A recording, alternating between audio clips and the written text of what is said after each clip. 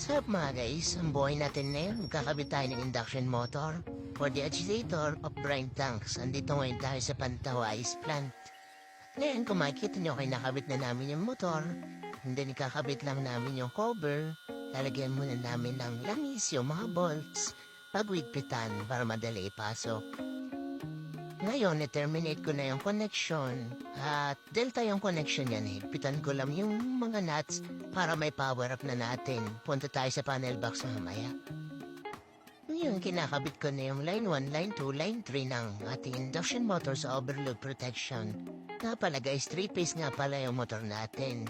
So yun, make sure na lang natin guys na maigpit talaga yung mga bolts para hindi siya mag-loose. Kasi pag nag-loose yan, i-int yan.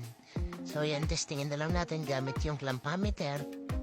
Check lang natin kung talagang pwede na natin i-power up. Tanong natin sa kasama natin.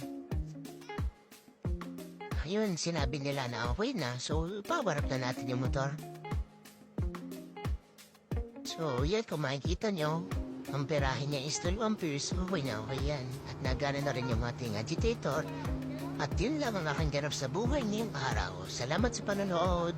Bye-bye!